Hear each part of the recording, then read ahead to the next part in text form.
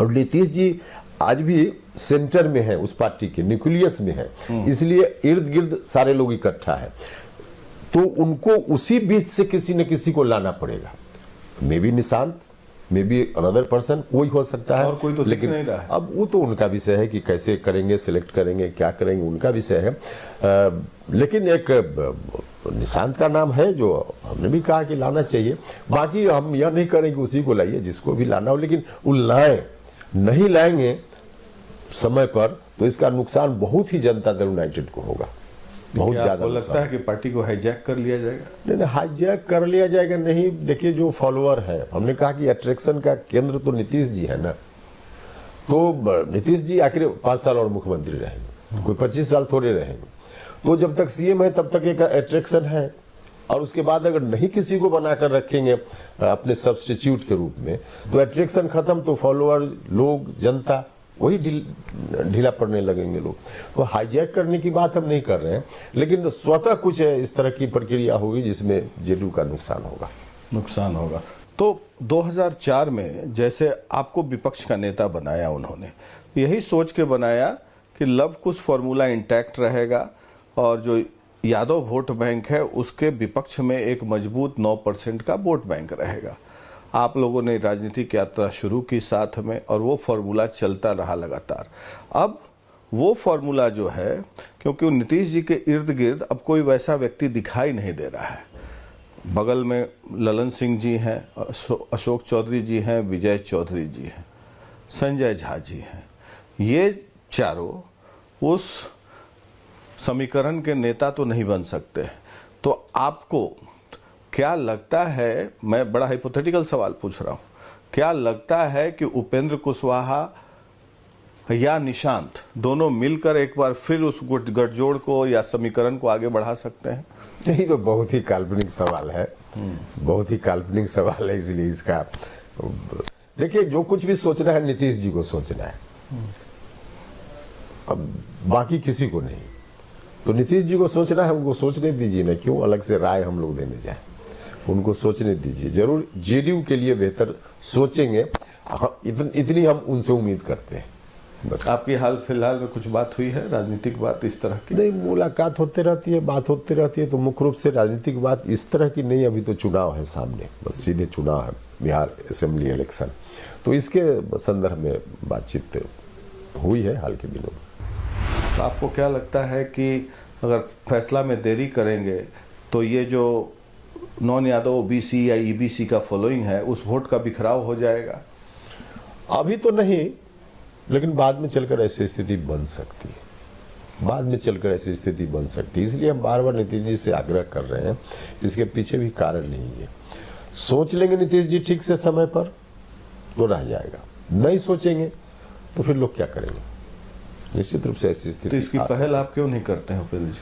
नहीं, पार्टी उनकी है, हम तो पहल का मतलब कि जितना हम कर सकते हैं हम तो बोल ही रहे हैं, आग्रह कर रहे हैं उनसे, पब्लिकली आग्रह कर रहे हैं, एक बार नहीं अनेक बार आप लोगों के माध्यम से कर रहे हैं। और हम ही नहीं आग्रह कर रहे हैं, अब तो जेडीयू के अंदर एक बड़ी संख्या है लोगों की, सब लोग मिलकर कर रहे हैं, लेकिन अब ध्यान तो उनको देना है, डिसीजन तो उनको लेना है। आपको एक वाकया बताता हूँ, हाल फिलहाल में जेडीयू ऑफिस में जो बहुत पुराने स्टाफ है जो बैठते हैं, डेस्परेट कॉल किया जब आपने मांग किया निशांत को आगे बढ़ाने के लिए कि ये पार्टी अब खत्म हो रही है, इसको बचाना जरूरी है। बिल्कुल ठीक बात है, बिल्कुल ठीक बात है। ऐसे फोन कॉल आपको भी आते हैं जेडीयू से? कई लोगों से बातचीत होते रहती है, और हमने तो बीच में कहा भी था, जब ट्वीट किया हमने, तो आपके जैसे साथियों ने, मित्रों ने जब सवाल किया तो हमने कहा भी कि देखिए, जो कुछ भी हमने अपने ट्वीट में कहा है कोई सिर्फ मेरे मन की बात नहीं है, निश्चित रूप से मेरे मन की भी बात है, लेकिन जनता दल यूनाइटेड के जो हजारों लोग हैं उनके मन की भावना को हमने अपना शब्द दिया है, तो चाहते ही है जेडीयू के अंदर लोग, सही बात है। अब थोड़ा तीखा सवाल पूछते हैं कि कई लोगों के मन में ये संशय और शंका है कि चुनाव के बाद बीजेपी जेडीयू को हाईजैक कर लेगी। नहीं, देखिए, इस तरह की शंका नहीं करनी चाहिए। बीजेपी आखिर समझौता क्यों करती है इस तरह के दलों से?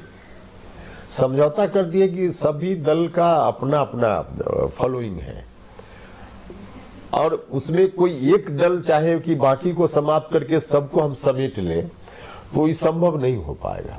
ये व्यवहारिक चीज हम बोल रहे हैं। अगर समेटने की कोशिश होगी, बाकी जो दल है समाप्त हो जाए, तो फिर उसमें से बहुत सारे लोग आरजेडी की ओर भी चले जाएंगे। तो इसलिए भारतीय जनता पार्टी इस तरह की बात सोच भी नहीं सकती है कि खत्म करके हम अकेले हो जाए तो सारे लोग हमारे साथ आ जाएंगे। नहीं हो सकता है।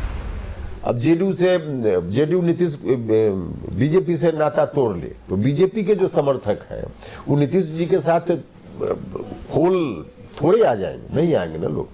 तो इसलिए सबका अपना अपना रोल है, सबकी अपनी अपनी भूमिका है, सबका अपना अपना महत्व है। अभी पिछले हफ्ते मैंने तेजस्वी यादव का इंटरव्यू किया था, तो उन्होंने कहा कि अब जेडीयू नीतीश जी नहीं चला रहे हैं, अब बीजेपी दिल्ली से चला रही है और कुछ नेता लोग जो हैं बीजेपी के एजेंट के रूप में काम कर रहे हैं और नीतीश जी अचेत अवस्था में हैं। नहीं, तो उस परिस्थिति में तो जेडीयू का खात्मा तय है।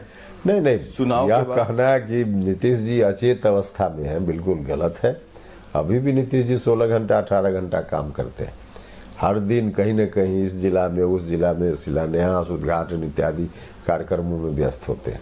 तो अचेत कह देना ये तो एक तरह से कहिए। प्रशांत किशोर जो नए जन सुराज के नेता हैं वो कहते हैं कि नीतीश जी की जांच होनी चाहिए, मेडिकल बुलेटिन जारी होना चाहिए। अब देखिए वो क्या कहते हैं उनका विषय है, लेकिन कोई भी अगर यह कहता है कि नीतीश जी अचेत है या अस्वस्थ है, इसके चलते वो काम नहीं कर पा रहे हैं, यह पूरे तौर पे गलत है। हाल फिलहाल में प्रशांत किशोर ने आरोप लगाया एनडीए के 3-4 नेताओं पर, जिसमें सम्राट चौधरी जी हैं, पढ़ाई लिखाई को लेकर सवाल उठाया है और कुछ अन्य केसेस का भी हवाला दिया है, अशोक चौधरी जी पर, दिलीप जायसवाल पर। आप इसे किस रूप में लेते हैं? क्या आपको लगता है कि वो इस्तीफे की मांग कर रहे हैं? अब देखिए, इस पर तो जिन्होंने आरोप लगाया, जिनके ऊपर आरोप लगा, उन दोनों के बीच का मामला है। तो कोई भी सवाल जो जिन्होंने आरोप लगाया उनसे पूछा जाए या जिनके ऊपर आरोप लगा है उनसे पूछा जाए, इसमें हमारी क्या टिप्पणी? क्या इस्तीफा देना चाहिए उन लोगों को? नहीं, उनका विषय है, इसमें हम कोई राय नहीं देंगे। प्रशांत किशोर भी इन लोग एनडीए वाले नेता कह रहे हैं कि सेल कंपनी के जरिए पैसा इन्फ्यूज कर रहे हैं मार्केट में या पॉलिटिकल एक्टिविटीज के लिए इस्तेमाल कर रहे हैं।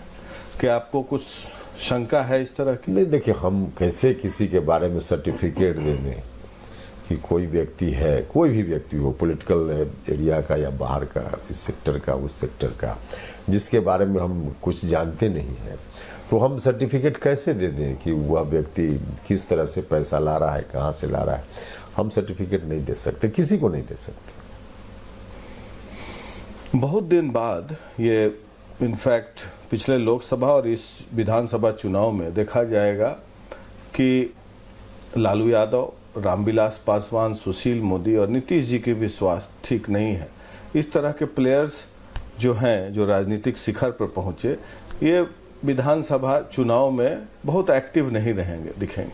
और जो नए प्लेयर आए हैं, तेजस्वी यादव, चिराग पासवान, प्रशांत किशोर, मुकेश सहनी, उस जनरेशन के कमोबेश, थोड़ा उम्र कम है आपका उन लोगों से, तो आप बचे हुए हैं जो पारंपरिक राजनीति करके आप आए हैं।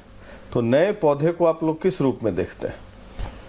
अब कुछ चीज़ों का डिसीजन जनता के ऊपर छोड़ दीजिए, समय बताएगा, जनता खुद तय करेगी, तो उनके ऊपर छोड़ दीजिए। इसमें अभी हम सीधे किसी के ऊपर टिप्पणी करें, इसकी क्या जरूरत है? अभी तो सीधे हम लोग जनता की अदालत में जाने ही वाले हैं।